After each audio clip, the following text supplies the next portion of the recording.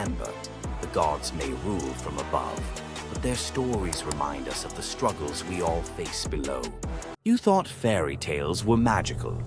Think again. The real origins of these classic tales are disturbing, gruesome, and filled with horror. Many of these stories have been sanitized for modern audiences, but their original versions were filled with betrayal, curses, and brutal consequences. From Pinocchio's horrifying fate to the true story of Bluebeard, let's dive into the darker side of fairy tales that history tried to erase. Fairy tales weren't always about happily ever after. Many of them were cautionary tales, warning of real dangers, human cruelty, and supernatural horrors. 1. The original Pinocchio, a gruesome fate. Before Disney made him a lovable puppet, Carlo Collodi's original Pinocchio was a terrifying little troublemaker. Instead of learning his lesson, he was hanged from a tree by a group of bandits, left to suffocate as a punishment for his misdeeds. 2. Bluebeard, the serial killer's tale. Bluebeard was not a misunderstood nobleman. He was a full-blown serial killer. In Charles Perrault's version, Bluebeard marries multiple women and forbids them from entering one locked room. When his latest wife disobeys, she discovers the corpses of his past wives hanging from hooks. He nearly kills her too, but she's saved at the last second by her brothers. Some believe this gruesome tale was inspired by real-life figures like Gilles de Rais, a nobleman convicted of horrific crimes. 3. The Pied Piper, a tale of mass disappearance. The Pied Piper of Hamelin was not just about a man who played music to lead away rats. He also took the children. In some versions, the town refuses to pay him for his services, so he takes revenge by luring all of their children into a cave, where they are never seen again. Historians believe this could be based on a real event, where an entire group of children from Hamelin mysteriously vanished in the Middle Ages. 4. Rumpelstiltskin, a vengeful trickster. In the original versions of Rumpelstiltskin, when the young queen guesses his name, he doesn't just leave. He flies into a rage so intense that he tears himself in half. In some versions, he stomps on the ground in fury, falling into a pit and disappearing forever.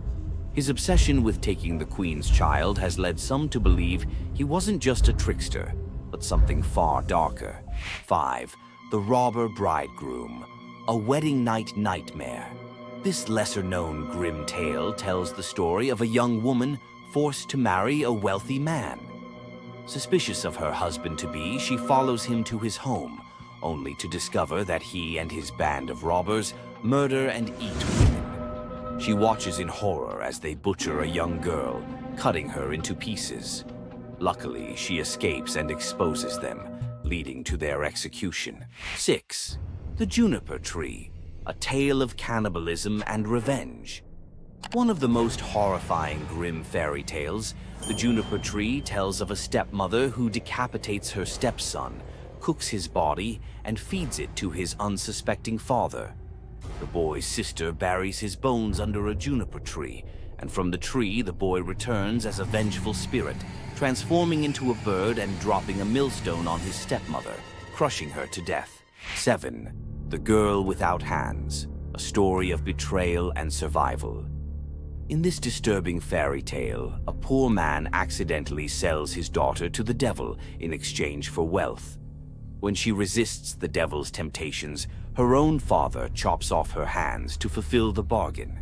Eventually, she escapes, gains magical silver hands, and finds a happier fate, but not before enduring unimaginable suffering.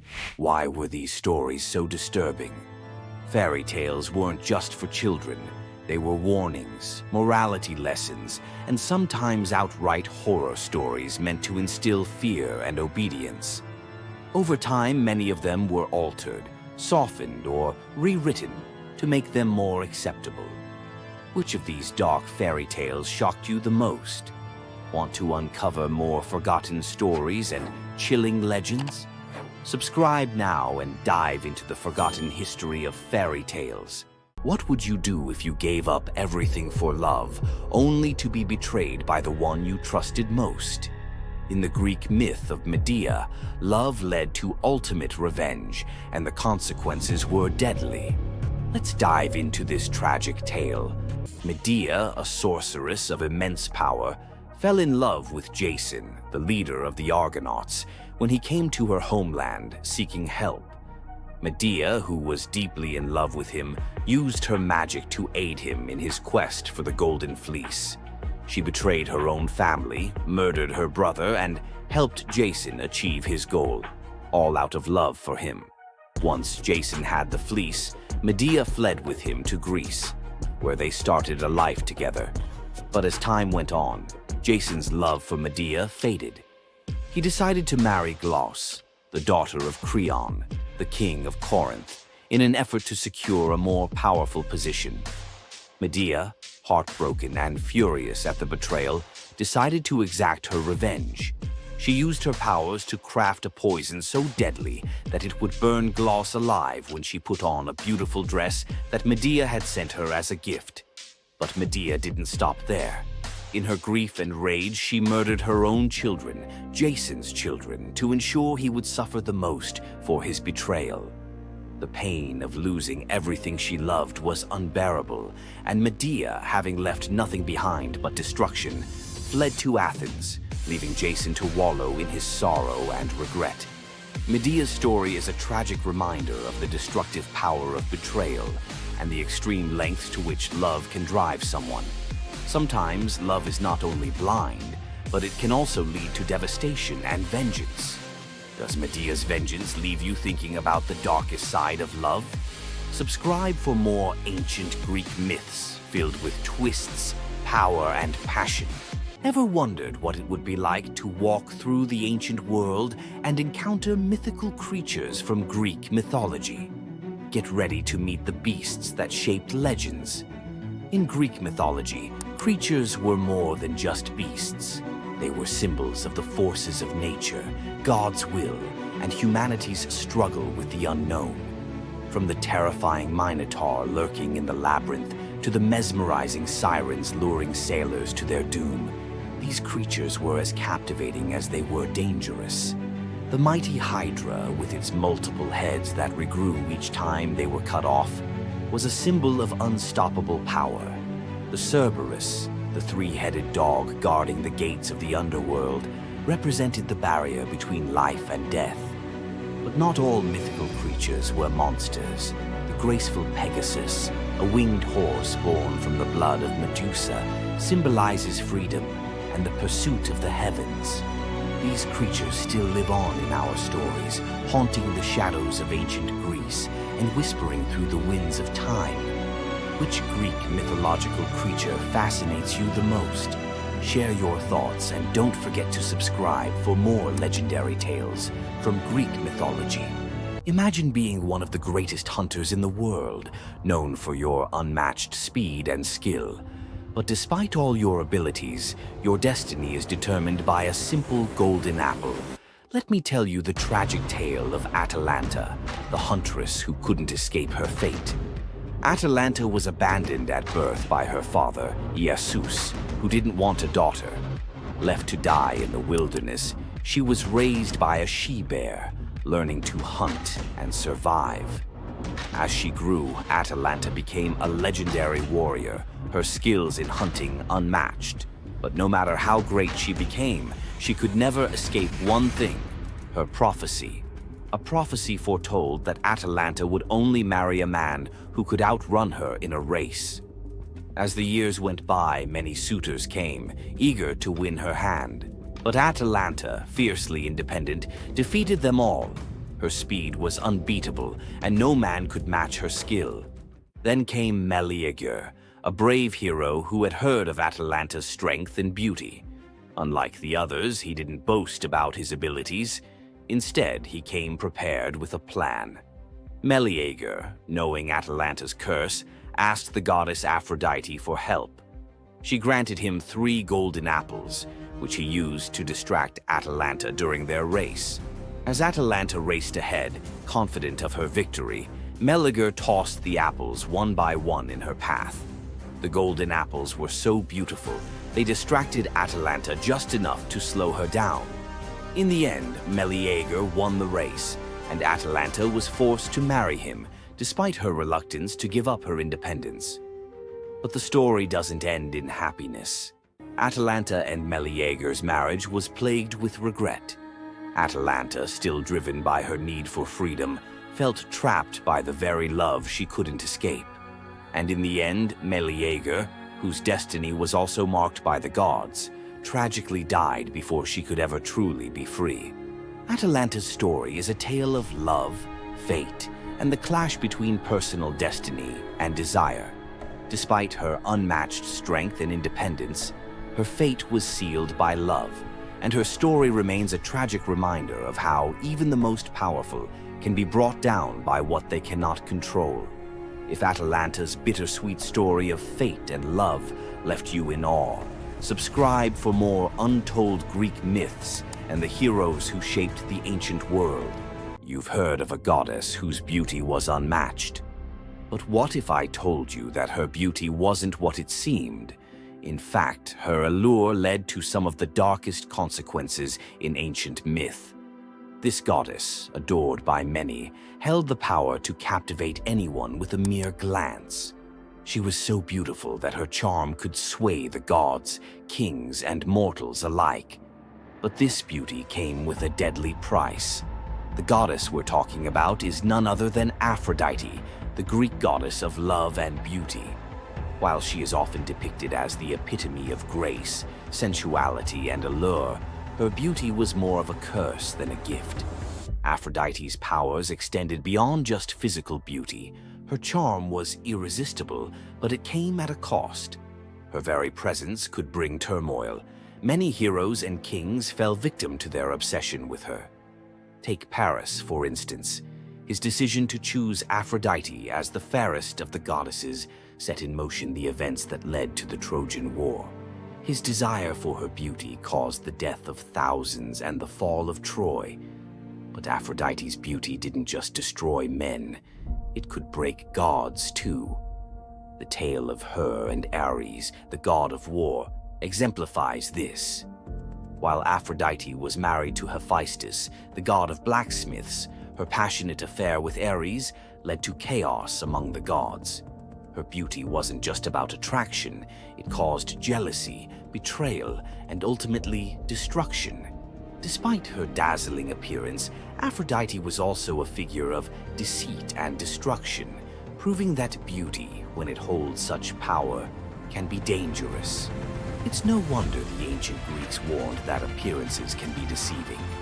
Aphrodite's beauty may have dazzled the world, but her story teaches us that sometimes what's on the surface can mask a much darker reality. So, was Aphrodite's beauty a blessing or a curse? The myths suggest that beauty, when wielded by the gods, is never what it seems. If you want to uncover more hidden truths about gods and goddesses from the ancient world, hit that subscribe button. There's so much more to explore in these captivating stories of the past. Imagine having a wish so powerful that everything you touch turns to gold. Sounds like a dream, right? But for King Midas, this dream turned into a nightmare. Let's dive into his tragic story. Once upon a time, King Midas ruled over a prosperous kingdom known for his wealth and opulence. But Midas wasn't just content with riches. He wanted more. He wished for the ability to turn anything he touched into gold. One day, the god Dionysus appeared before him and, impressed by Midas's devotion, granted him the wish. At first, Midas was overjoyed. Everything he touched, his food, his treasures, his furniture, transformed into gold. His wealth grew beyond imagination, and his joy knew no bounds. But soon, Midas realized the curse of his wish. He touched a rose, gold. He touched his food, gold. Desperate for a meal, he tried to drink water, gold. In horror, Midas realized that even his daughter, whom he loved dearly, turned into a lifeless golden statue when he touched her. Furious with the consequences of his greed, Midas begged Dionysus for mercy. The god, seeing the king's suffering, told him to wash in the river Pactolus. And in that moment, Midas's golden touch was taken away. The river's waters, now imbued with Midas's curse, carried gold downstream, forever tainting the land. King Midas's story is a reminder that greed often blinds us to the consequences of our desires. His once prized gift became his greatest curse, teaching us that not all treasures are worth the price. If King Midas's tale of power and greed left you thinking, make sure to subscribe for more epic Greek myths and their timeless lessons. Stay tuned for more stories of fate, love, and the gods' wrath. Imagine a woman so terrifying that a single glance from her could turn anyone into stone. Medusa, a name that echoes through history as a monster, a villain, and a symbol of pure horror. But what if everything you thought you knew about her was wrong? Medusa wasn't always a monster. Her story is one of betrayal, injustice, and a curse she never deserved. She wasn't born a villain. She was made into one by the gods themselves. But even as a victim, she found a way to turn her tragedy into power. Today, we'll unravel the myth of Medusa and discover the deeper truth behind her story. From her tragic origins to her transformation into a feared Gorgon, to her epic confrontation with Perseus. This is the tale of Medusa like you've never heard it before. Long before the snakes, before the curse, Medusa was a mortal woman of extraordinary beauty. She wasn't born a monster. She was born human, the daughter of the sea gods, Phorcys and Ceto. While her sisters, Stheno and Euryale, were immortal Gorgons, Medusa stood apart as the only mortal among them. But it wasn't her mortality that set her apart. It was her beauty. Medusa's golden hair, radiant complexion, and striking eyes captured the attention of everyone, even the gods. She served as a priestess in the temple of Athena, goddess of wisdom and war, vowing to remain pure and devoted to the goddess. This is where her life took a tragic turn. According to the myth, Poseidon, the god of the sea, became infatuated with Medusa. Overcome by desire, he pursued her relentlessly, and one fateful day he cornered her in Athena's temple. Medusa, defenseless, could not escape his wrath. But instead of protecting her, Athena turned her fury against Medusa. The goddess, enraged by the desecration of her temple, cursed Medusa for what had happened, punishing the victim instead of the perpetrator. Athena's curse transformed Medusa into a Gorgon, a being so hideous that no one could bear to look at her. Her golden hair turned into a nest of venomous snakes, and her eyes became so powerful that a single glance could turn living creatures to stone. This moment defined Medusa's new existence. Once revered for her beauty, she was now feared and hunted as a monster. But beneath the horror of her transformation lay a deeper question. Was Medusa truly cursed, or had she been given a weapon to defend herself in a world that had betrayed her? Medusa fled from civilization, retreating to a remote island where she lived in solitude. Here she came to terms with her new form and the terror it inspired. The snakes in her hair hissed constantly, and her reflection, once a source of pride, was now a weapon she couldn't dare to look at. But the world wouldn't let her rest. Tales of the monster of the island spread across Greece, and soon warriors came seeking glory by trying to slay her. None succeeded. Each challenger who entered her domain fell victim to her petrifying gaze, their bodies forever frozen in stone. Medusa's life became one of survival, fending off those who sought to destroy her while grappling with the isolation of her curse. She was trapped in a cycle of violence she didn't choose, but couldn't escape. As the years passed, Medusa's story became twisted. In the eyes of mortals, she was no longer the victim of a cruel curse, but a monster to be feared.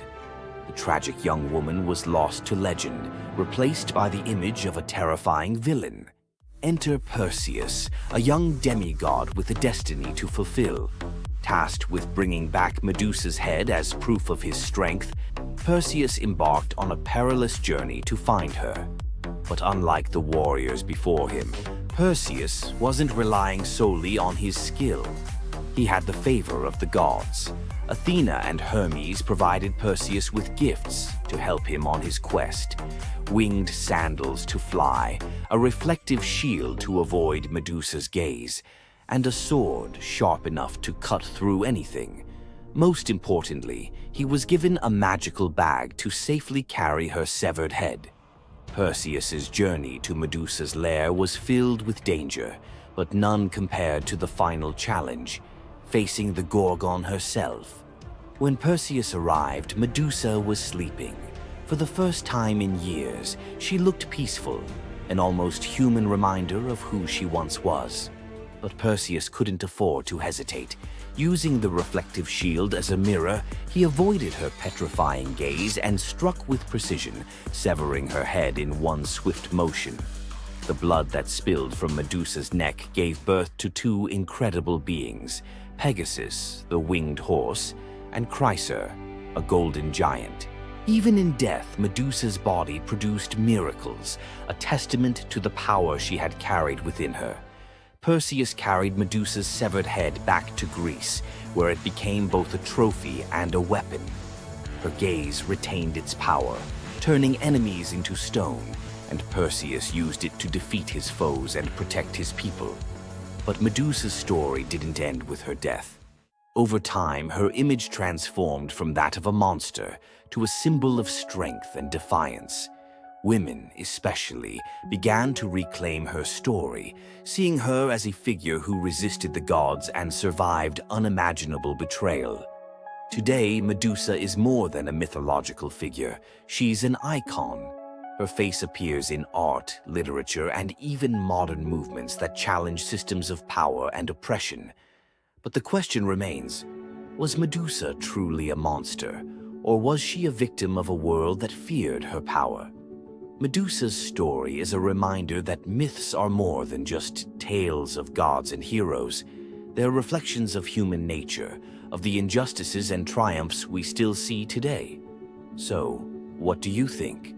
Was Medusa a villain, or was she a misunderstood symbol of resilience? Leave your thoughts in the comments. Give this video a like if you found her story as fascinating as we did. And don't forget to subscribe to the channel for more deep dives into the myths and legends that continue to shape our world. Until next time, keep questioning, keep exploring, and keep looking beyond the surface. We all know Zeus, king of the gods, whose power seems absolute. But there's an ancient force even he won't cross. This is the story of how Zeus was humbled by the goddess of night herself, Nyx. Long before Zeus, there were primordial gods who were the universe's core forces. The most powerful was Nyx. Born from chaos, she is the night.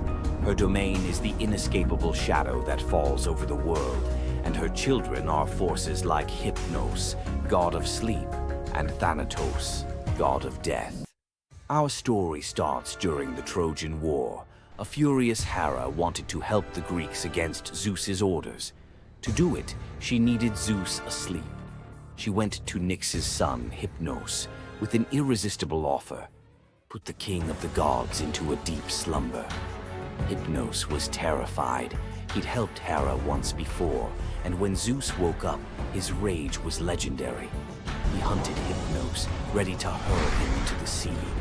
The desperate god of sleep fled to his mother, Nyx. When Zeus arrived, he stopped dead. Unwilling to offend the ancient knight, he retreated. Despite the memory, Hera's new offer was too good to pass up. Hypnos put Zeus to sleep, and Hera got her wish. But this story from Homer's Iliad isn't about the trick. It reveals Zeus's deep, reverent fear of offending night. Nyx's power isn't about force. It's her very essence, a cosmic order he dared not challenge. The clash between Zeus and Nyx wasn't a battle of thunder and shadow, but of authority versus primordial power. Nyx's presence alone was enough to remind Zeus that even he has limits. The brilliant order of the day must always give way to the profound mystery of the night. If you enjoyed this trip into mythology's shadows, like this video and subscribe for more. Comment below on which primordial deity you want to see next. Centaurs. Half man, half horse. Heroes or savages? Think you know the full story? Wait until you uncover the darker side of these iconic creatures.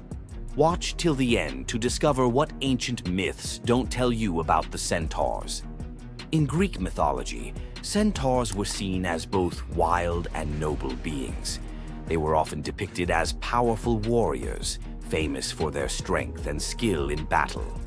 But what if the truth behind them was far more sinister than anyone imagined?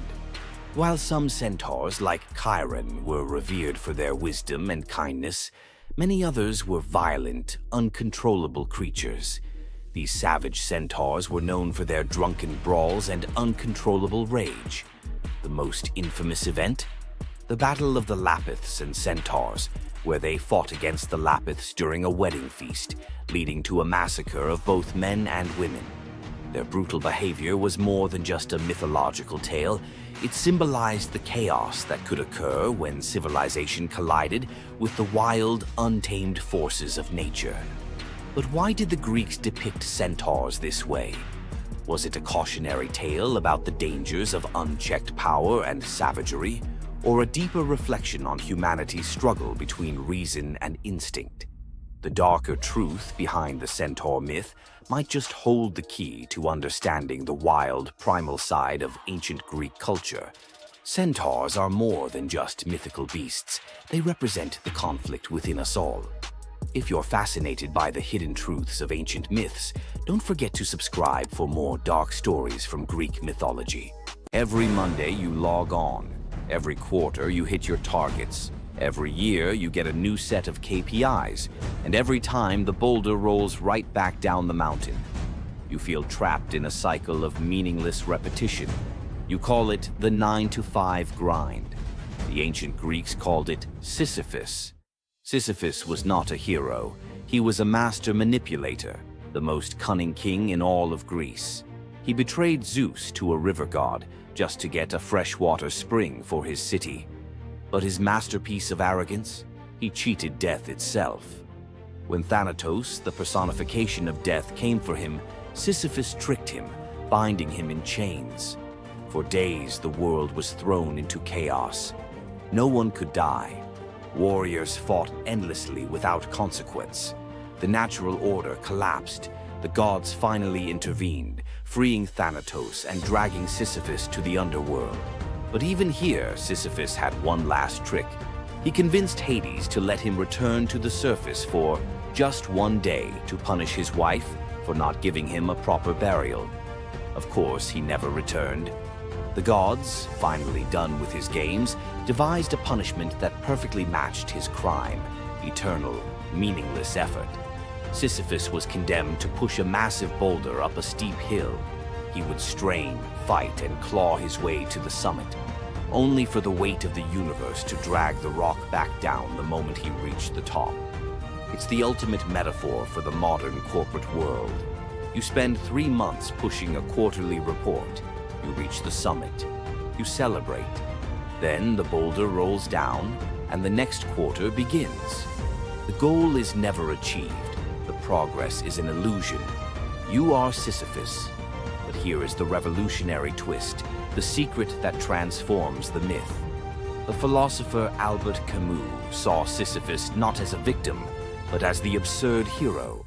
Sisyphus's freedom doesn't come from escaping the mountain, but from accepting the struggle.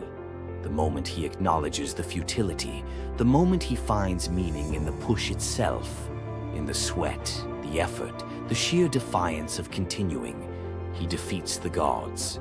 His walk back down the mountain is not a walk of defeat, but a moment of conscious, deliberate choice.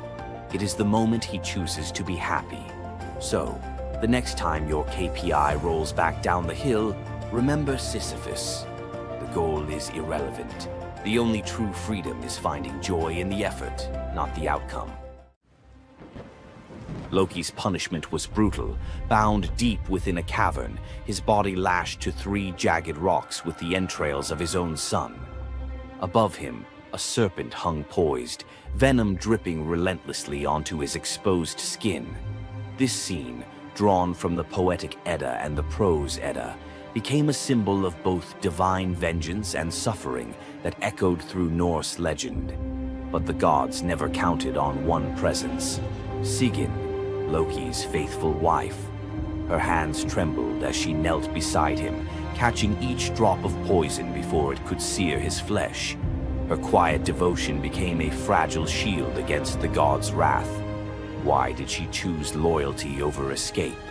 The answer reveals a truth about love that endures even when the world itself seems lost to darkness. Yet before the cavern, before the venom and the silence, there was a betrayal that shook the heart of Asgard.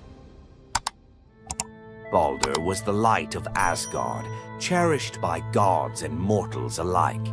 His laughter filled the halls, a warmth that even the golden apples of Idun could not rival. When ominous dreams began to trouble him, his mother Frigg, desperate to protect her son, secured oaths from every creature and object in existence never to harm him. All, that is, except the mistletoe, too slight, too innocent to warrant suspicion. Loki saw opportunity in what others dismissed. He fashioned a dart from that fragile branch and sought out Hoder, Baldur's blind brother. "Here," Loki murmured, placing the weapon in Hoder's uncertain grasp, "let me guide your hand." The dart struck its mark. In an instant, Baldur's light was snuffed out, his presence gone from the world. The gods stood in stunned silence, their joy shattered. Loki lingered in the shadows, the faintest smile on his lips, before slipping away unseen. The Prose Edda tells us the pyre burned for 9 nights. Baldur's wife, Nanna, overcome with grief, cast herself onto the flames, her spirit entwined with his. The gods heaped treasures upon the funeral bier, Odin's ring Draupnir, Baldur's own ship Hringhorni, to honor him, but no offering could fill the void left behind. The air grew heavy with suspicion.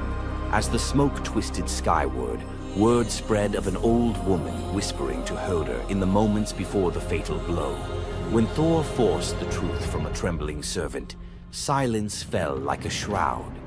Loki's name was not spoken, but its weight pressed upon every heart. The gods had tolerated his mischief, his clever lies, even the theft of Sif's hair. But this was different. The Poetic Edda names him plainly: Loki, the guileful who brought it about, from which all misfortune came. Odin convened the gods to pass judgment. No mead flowed, no boasts rang out.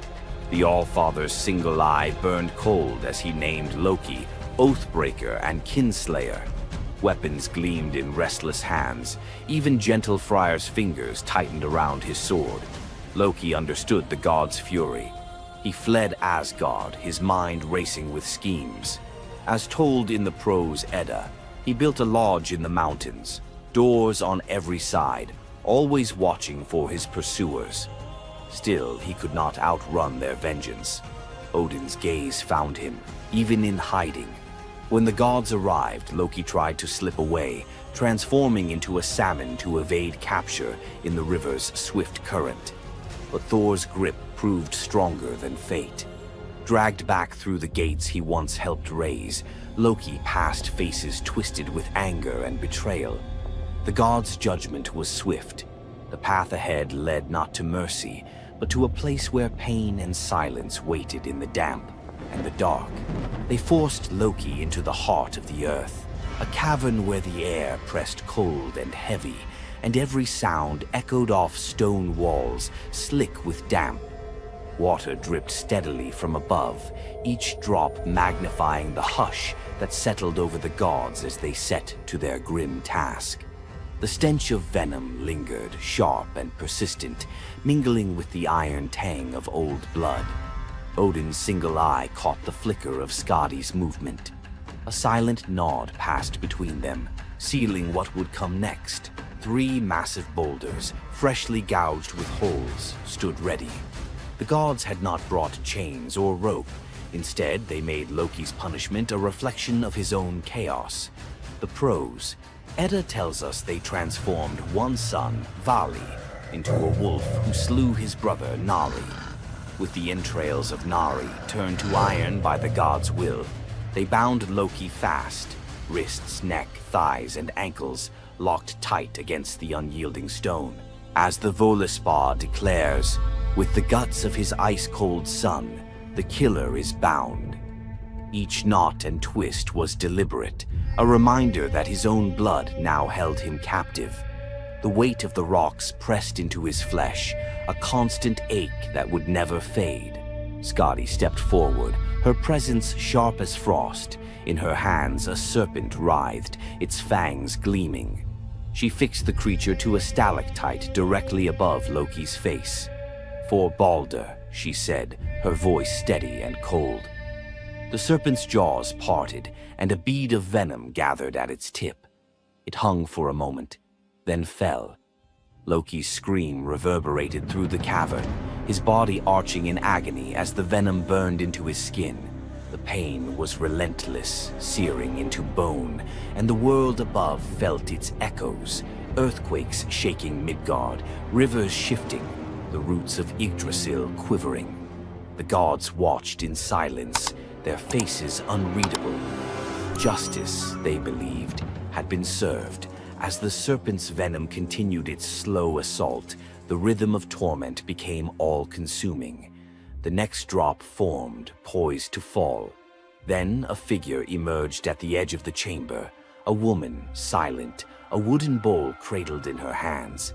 Sigin's arms were blistered, her sleeves stained, but her grip was unwavering as she stepped into the circle of pain. The cavern held its breath. Sigyn knelt, her presence a quiet defiance. The venom hissed into the bowl, wood darkening with each drop. The gods turned away, their judgment complete, but the story within the cavern was only beginning. The bowl rested in Sigyn's hands, its wooden sides polished by hours of silent endurance. She knelt on the cold stone, skirts bunched beneath her, and waited for the serpent's venom to fall.